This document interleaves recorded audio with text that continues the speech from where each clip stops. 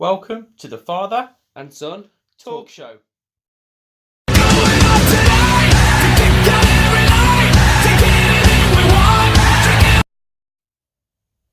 Hi guys and welcome back. We're going to do the Raw review for the 23rd of April. As you can see, I'm flying solo still. Unfortunately, Jack has still got quite a lot of GCSEs, so unfortunately it's just me doing the Raw and Smackdown. So before we get into the review of Raw, I just want to put out a couple of things. Now, for about a year now, we've been doing these videos, me and Jack. It's become quite a fun thing to do for us, especially with the predictions belts. But over the last couple of months, I've noticed the actual viewer rates are going down. So please, guys, come on, let's get together. Let's push this. I enjoy it. Jack enjoys it. We enjoy talking to the people who subscribe and leave comments. So you know, let's try to get as much shares out there and subscribe to the channel. Click the notifications, and then when we get any new videos, obviously they will pop up on the screen. So you know, guys, come on, let's get behind it. Like we said at the beginning of the videos when we started ages ago, we're not professional YouTubers. We just basically a son and a father who like talking about wrestling.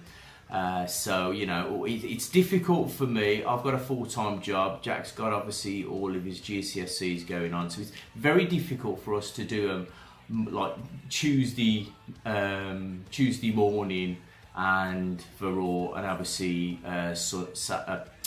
and then obviously Wednesday morning for Smackdown. So we try to get it out there as quick as we can. So we start the show with obviously the ringing of the bells for obviously the loss of Bruno Sammartino. Everybody was there. Vince McMahon was there, so it was nice to show the respect to them. They always do when someone passes it along. So the first promo we had Paul Heyman and Brock Lesnar in the ring. Obviously, Brock Lesnar still stands there, doing nothing, getting paid loads of money, where Paul Heyman was doing all the talking. He was saying how he's going to dismantle Roman Reigns. Roman Reigns hasn't got a helling chance in the cage. He's gonna, if he busted him open at the normal pay-per-view, he's going to dismantle him at the sort of the cage match at on this Friday at Saudi Arabia. So this obviously bring out Roman Reigns. Roman Reigns stands in the ring. They have a bit of a confrontation, and that's it. Not a very good promo. I felt that the promo looked a little bit boring. Then we had obviously the fact that Booker T was on commentary, and obviously we've still got Corey Graves there, so it was interesting because they had a bit of a heat thing going on between them two. But it seems that you know, it was only a work. They did hype on about it a little bit. Obviously Corey Graves keeps on having a dig at Booker T. So obviously we had first thing we had Elias in the ring, and he was about to perform her new song for the audience when obviously Bobby Roode's music hit and Bobby Roode came down, and we had Elias versus Bobby. And funny enough, Elias gets the win over Bobby. So is this Raw move going to be a bad thing for Bobby Roode? We could obviously see the heel Bobby Roode come out of this because of him losing, and he goes, you know what, I need to do something else. I need to take it to that next level, and that's when we might see the Bobby Roode heel. So yeah, Elias gets to roll up and gets the win. Then we had the Ascension versus Bray and Matt. Obviously, the Ascension, same one, they've come over. They weren't doing very well on SmackDown, and it looks like they're not doing very well on Raw either. Bray and Matt hit the double team twist of fate to pick up the win. Then we get like sort of Kevin Owens and Sami Zayn, their in-ring promo, the new show for Raw. It is the Sami and Kevin show. Now, I don't know if anybody else felt this, but Kevin Owens just didn't feel happy being there. He just was sitting up. Sami Zayn was doing his Sami Zayn zany stuff, and Kevin Owens was just sitting there going, "Yep." Yeah, I thought, he doesn't seem to be enjoying this that much, so we'll have to see what happens in the next couple of months to see if he renews his contract. So the first guest on the show was Kurt Angle. And they tell him that, he's stuck with them, he should have done it in the first place, you're not going to get away with them. And then they bring up about Kurt Angle's son, saying, "You've only got 5, haven't you? 5 kids." And he's going, and Kevin Owens goes, no, he's got 6. How is Jason these days? So obviously that puts a little bit of a bad feeling in Kurt Angle. So Kurt Angle turns around and says, "Right, you're on Raw. There isn't much I can do about it, but I can put you in a match. Braun Strowman and Bobby Lashley versus Sami Zayn and Kevin Owens for the main event." So we will get onto that in a bit. So we had Seth Rollins backstage. Miz Taraj now are on their own. They are flying solo, a bit like me now. So they're on their own, no Miz to help them out. So they're going around saying, Seth, we could be the new Shield, the Miz Taraj and Seth. We could be that new. You could go even bigger with us. And Seth basically turns around and goes, "Nah, you're right. So we're fine on our own." So then, obviously, Seth walks away and just leaves the Miz Taraj standing there with a little bit of like, "Oh, what are we going to do?" It's a bit weird because obviously the Miz Taraj a couple of weeks ago, last week, jumped down off the ring and didn't actually allow the tag from the Miz, leaving the Miz in the ring. Now, they come out with the Miz Taraj music. Strange, they're still calling themselves the Miz Taraj. I would have thought it'd be better calling them Curtis Axel and Bo Dallas. So then we got Dolph Ziggler and Drew McIntyre taking on Titus Worldwide. So obviously this has happened because of last week when Dolph Ziggler was in the ring. Titus said, now you've come over to Raw, you can be part of Titus Worldwide, we can do things with you. Obviously, you got Dolph Ziggler picks up the win with the zigzag and the Claymore into the zigzag. So they pick up the win. Looks good for them. They looked good. They looked like they were. This is Dolph Ziggler and Drew McIntyre. They looked good together. Drew has come along leaps and bounds. He's a UK, United Kingdom guy, being from the Scotland. He's brilliant. He really does look good. He looks mean. He looks so much different from he did when he first came, and he was classed as the chosen one by Vince McMahon.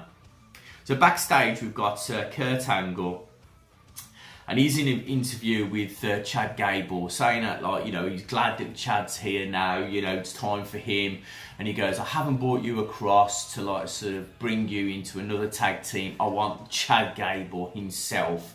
So obviously then we had sort of Jinder Mahal interferes and moans about how Kurt Angle had set up him to take on Jeff Hardy last week, and he lost his US belt, and he was like, "I'm not happy with it." Jinder turns around and looks at Chad Gable and goes, "Are you not the kid that won the tag team belt on the last pay-per-view?" As in the young kid who was with Braun Strowman, Nicholas, his name was. So and then obviously he turns around and goes, obviously, "Aren't you Mini-Me as well?" So it's a bit bad, a bit insensitive, considering that Mini-Me only passed away a couple of weeks ago. So it was a bit of a bad thing for them to put in. But with Jinder Mahal, they seem to like using the freaking stupid crap.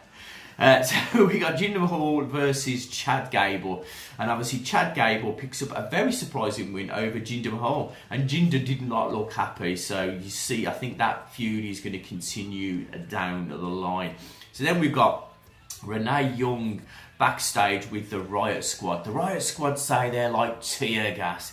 They're going to hurt your eyes. They're going to make you choke. They're going to tap you out and plead for help.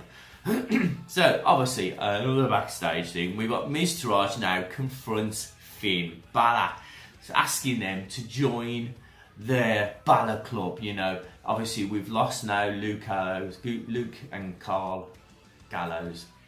Luke Anderson and Carl... Luke Gallows and Carl Anderson. Get the bloody names that right. So that's the Balor Club gone. So he says, we can be the new Balor Club, trying to get some more help for them. And obviously Finn Balor just goes, nah, you're right. They actually did the too sweet sign, and Finn Balor's like, nothing, I don't want anything to do with you. So then we had Sami and Kevin versus Braun Strowman and Bobby Lashley. It's time to get these hands. After a killing by Braun Strowman and Bobby Lashley, they pick up the win. Bobby Lashley and Braun Strowman look really good. Now, I don't know why they didn't bring Bobby Lashley in as the tag team champion of Braun Strowman when he went on to take the belts, because it would have been a good thing. Bobby Lashley doesn't need to slowly slip into the actual WWE. He knows the system. He's been there for a couple of years before he moved to the Indies and UFC, and obviously then we ended up at TNA. So we've got No Way Jose versus Baron Corbin. So No Way's in the ring doing his No Way conga line. So Baron Corbin, he goes, nah, you know what? I don't want to do this. It's not going to happen. Jose, I'm not a guy who likes to the parties. I'm a guy who comes here to fight. I'm a guy who comes here to wrestle. I'm not a guy here who comes just to party with you guys. So the conga line carries on up the ring, and no match, it's all over. Then Baron Corbin jumps out and absolutely dismantles Jose, No Way Jose. The party's finished, he's beaten up, thrown to the side, and obviously that's going to continue with their feud. Then we've got a very weird, I actually thought it was a weird vignette. I really did think this video that young Alexa Bliss has put up, the Twist of Bliss girl. She has put this video together and saying, like, don't be a bully. Let's stop bullying. I agree. Don't be a bully. Guys out there, if you're young kids listening to this video, that don't bully. You're better than that. But do a better job. We in the 80s, kids did bully. Let's be a decent human being. So obviously Alexa's there saying about not being a bully, and then all of a sudden she turns it on. Obviously it turns to Nia Jax when she says one time her and her friend Nia Jax was sitting on a park bench, and Nia Jax jumped over, stole this old person's sandwich and started to munch on it, making a noise and causing sort of an uproar, and obviously that's just to sort of get the feud going between them two. But it was good to see that it did swerve a lot of people. So obviously the next match, we had an in-ring match. We had Finn Balor, Seth Rollins versus the Miz Taraj, and this was a good fit. Seth and Finn look really good together. I hope to God that they don't keep them as a tag team, because it would be good to actually see them two holding belts sometime down the line. So we've got the win with a curb stop into the coup de grace on Curtis Axel. One half of the 10-man tag team was doing a video. They were behind the stage saying how they're gonna, they're gonna come out and they're gonna rip the Riot Squad to pieces. We're gonna get some things done. So all three of them leave the ring, leaving Sasha and Bayley for a stare down. So it still looks like there's a bit of heat on these two. I've said they should feud right now. They should decide who they're going to turn heel and who they're going to leave as a babyface, and just get the feud out of the way, because it did look a bit pathetic. So the main event, we've got Mickey, Alexa Bliss, the Riot Squad versus Natalia, Amber, Sasha, Bayley. So halfway through the match, it was a good strong match. Halfway through the match, Natalya gets knocked to the apron, out of the onto the ring apron, onto the floor, holding her knee, and it does look like she's really injured. I honestly thought that was it. The match was going to end, or she's really out. So good on Natalya. Another big swerve. We thought that I honestly thought that was it. The match was going to end. No contest.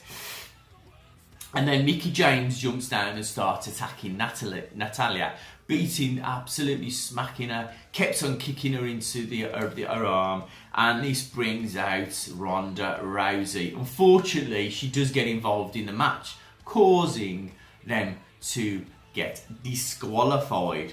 But at the end of the day, it's hyping up Mickie James and possibly a Ronda Rousey match, or it could be Mickie James, Alexa Bliss versus Ronda Rousey and Natalya sometime down the line. I think in the end you are going to get Ronda Rousey versus Natalya sometime down the line, maybe Royal Rumble, we'll see.